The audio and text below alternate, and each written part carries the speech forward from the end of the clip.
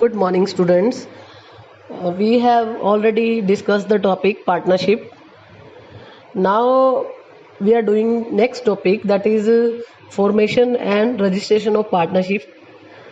According to Partnership Act, ये compulsory नहीं है कि हमें एक फर्म को रजिस्टर्ड करना है, बट अगर फर्म चाहे तो वो रजिस्ट्रेशन करा सकती है पार्टनरशिप एक्ट 1932 के according. And by doing that, it will bring some special helps to the partners also, as well as firm also. So it is always useful to get the firm registered. If you want to get registered our firm, what we have to do? For this purpose, government has made an office by the state government in every state, and where he has appointed the registrar of the firm, and from where we can get a form for registration. And form में बहुत सारे columns होते हैं जो हमें fill करने पड़ते हैं, and with some fee. Registration की एक फीस भी है जो गवर्नमेंट ने फिक्स की है. उस फीस और फॉर्म को फिल करने के बाद सबमिट कराना पड़ता है, और रजिस्ट्रार को जब लगता है कि सारी इन्फॉर्मेशन जो आपने दी हैं वो करेक्ट हैं, वो वेरीफाई भी करेगा. देन उसके बाद फर्म रजिस्टर्ड हो जाती है और रजिस्ट्रेशन का सर्टिफिकेट मिल जाता है. अब उस फॉर्म में जो फॉर्म हम रजिस्ट्रेशन के लिए फिल करेंगे उसमें क्या क्या फिल करना होता है, क्या इन्फॉर्मेशन होती है. First of all name of the firm होगा उसमें. सेकेंडली फर्म का हेड ऑफिस कहाँ होगा, उसका लोकेशन. थर्ड, क्या फर्म हेड ऑफिस के अलावा कहीं और भी बिजनेस कर रही है या नहीं, उसका एड्रेस. इसके अलावा पार्टनर्स जितने भी हैं उन सबका पूरा नाम और एड्रेस. हर एक पार्टनर कौन कौन सी डेट को पार्टनरशिप फर्म में एंटर हुआ, उसकी डेट. और अगर पार्टनरशिप फर्म पर्टिकुलर किस पर्पस के लिए बनाई गई है तो वो मेंशन करना पड़ेगा, उसका पीरियड भी मेंशन करना पड़ेगा. और उस डॉक्यूमेंट पे सभी पार्टनर्स के सिग्नेचर होने चाहिए. उसके बाद ही रजिस्ट्रार उस फॉर्म को एक्सेप्ट करेगा. और जब सारे डॉक्यूमेंट्स, रिक्वायर्ड डॉक्यूमेंट्स आपने उसके साथ अटैच करने होंगे. अगर रजिस्ट्रार सोचता है, उसको लगता है कि सारे डॉक्यूमेंट्स जो आपने दिए हैं वो करेक्ट हैं, उसने सारे वेरीफाई कर लिए, देन वो एक सर्टिफिकेट इशू करता है जिसको हम सर्टिफिकेट ऑफ रजिस्ट्रेशन बोलते हैं. उसके बाद फर्म क्या होती है, एक रजिस्टर्ड फर्म के नाम से. So now we are going to do the effects of non registration. अगर हम फर्म का रजिस्ट्रेशन ना कराएं तो उसकी क्या इफेक्ट रहते हैं.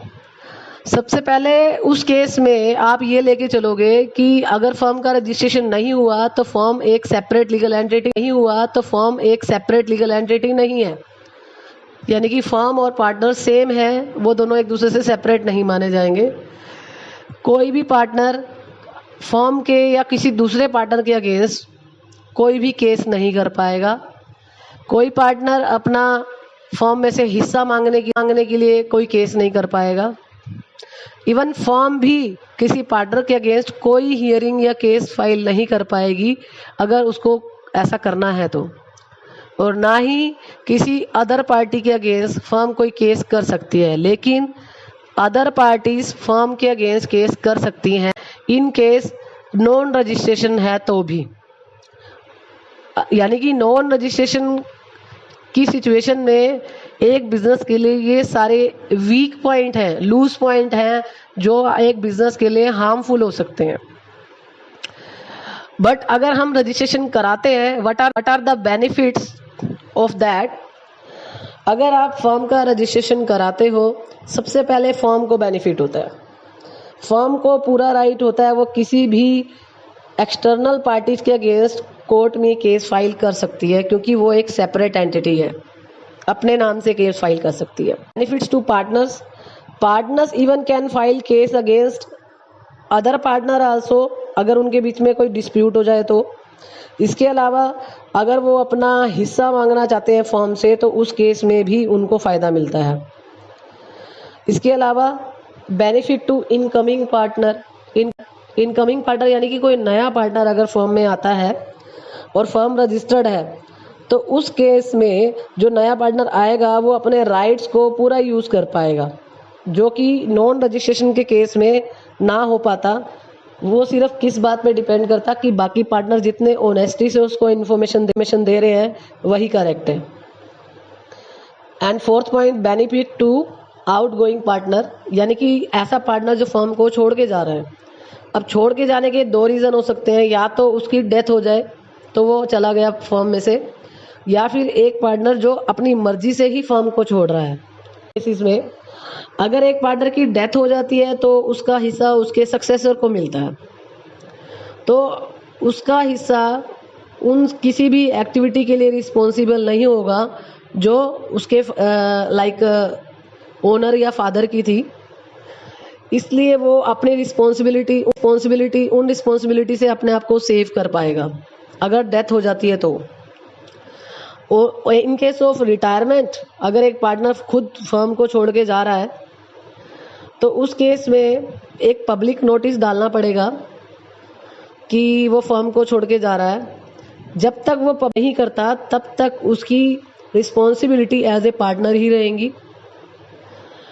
रजिस्टर्ड फर्म के केस में ये ज़रूरी होता है कि अगर पार्टनर फर्म को छोड़ के जा रहा है तो उस केस में पब्लिक नोटिस में डालना पड़ता है कि ये पार्टनर फर्म को छोड़ के जा रहा है, और आउटसाइड पार्टीज के लिए कोई भी डीलिंग के लिए अब वो रिस्पॉन्सिबल नहीं रहेगा।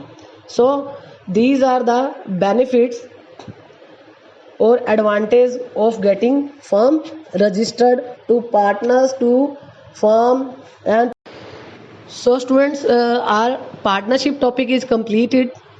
Now we are going to our next topic, that is joint Hindu family business.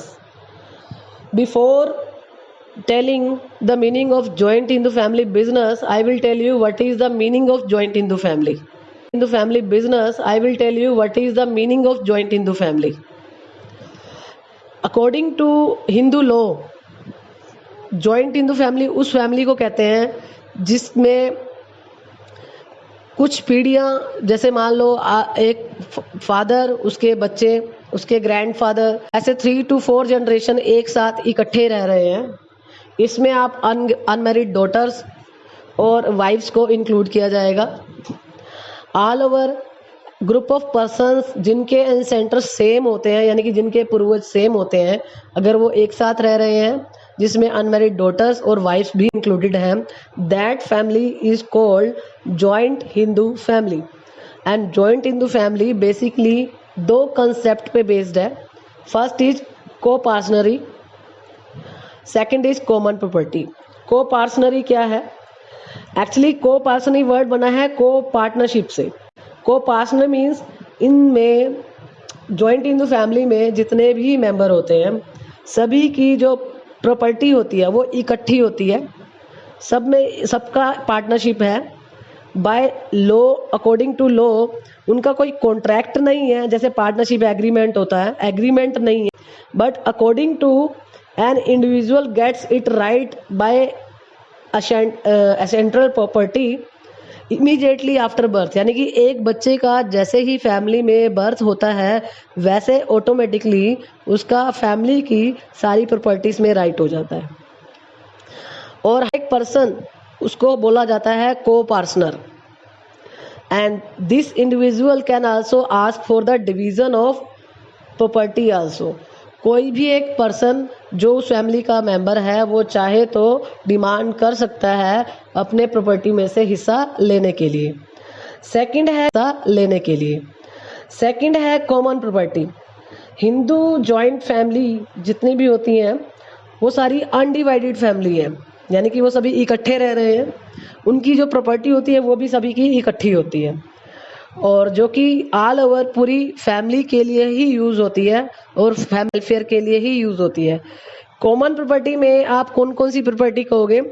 एक वो प्रॉपर्टी जो उनके पूर्वजों की है, एसेंट्रल प्रॉपर्टी। एक वो प्रॉपर्टी जो एसेंट्रल प्रॉपर्टी की हेल्प से बनाई गई है फर्दर। एंड थर्ड वो प्रॉपर्टी जो कि पूरी फैमिली की ही ट्रीट की जाती है, तो वो सारी आपकी कॉमन प्रॉपर्टी मानी जाती है।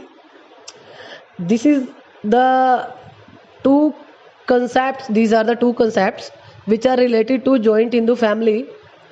एंड जॉइंट हिंदू फैमिली को रन करने के दो सिस्टम है कि जो कि हिंदू लॉ के अकॉर्डिंग चलाए जाते हैं. अब ये Hindu law two main communities जो कि हिंदू फैमिलीज की हैं उनसे डील कर रहा है. ये क्या चीज़ है? एक इसमें दिया हुआ है स्कूल्स ऑफ हिंदू लॉ में मिताक्षरा, एक दिया हुआ है दाया भाग. अब ये क्या चीज़ है मिताक्षरा? दिस कम्युनिटी, आप ये कह सकते हो मिताक्षरा जो कम्युनिटी ये बेसिकली कहाँ पर पॉपुलर है? असम, बंगाल और उड़ीसा के कुछ पार्ट्स में फेमस है. इस कम्युनिटी में क्या होता है?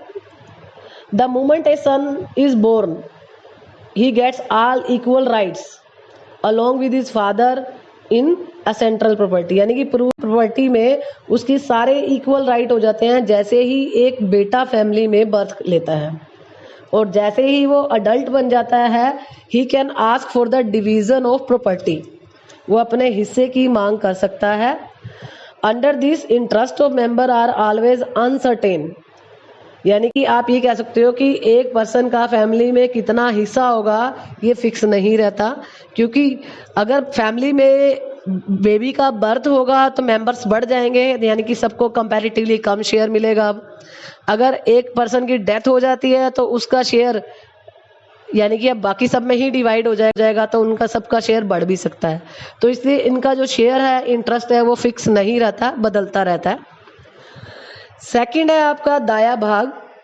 ये कम्युनिटी जो है सिर्फ कहाँ पर अवेलेबल है? ओनली असम, बंगाल और सम पार्ट्स ऑफ उड़ीसा. जो आपकी पहले मिताक्षरा है वो इनको छोड़ के थी कि एक्सेप्ट असम, बंगाल और सम पार्ट्स ऑफ उड़ीसा. पूरे इंडिया में वो इम्प्लीमेंट होती है कि जैसे ही बेबी बर्थ होता है वैसे ही उसका पूर्वज की प्रॉपर्टी में राइट बन जाता है. लेकिन दाया कहता है ये कम्युनिटी अवेलेबल है असम, बंगाल और उड़ीसा के कुछ पार्ट्स में. According to this a son does not get any right in the property with his birth. जैसे ही एक बेटा जन्म लेता है वैसे ही उसको हिस्सा नहीं मिलता. ए सेंट्रल प्रॉपर्टी वैसी ही रहती है जितनी पहले थी, उसके ओनर्स उतने ही रहते हैं लाइफ टाइम में जितने पहले थे. लेकिन उसको प्रॉपर्टी में से राइट कब मिलता है? जब उसके फादर की डेथ हो जाती है. A son gets a right in the property only after the death of his father. जब तक उसका फादर जिंदा है तब तक उसको प्रॉपर्टी में से कोई ही शेयर डिमांड करने का राइट नहीं है. After death of father he can demand his share from the other family members.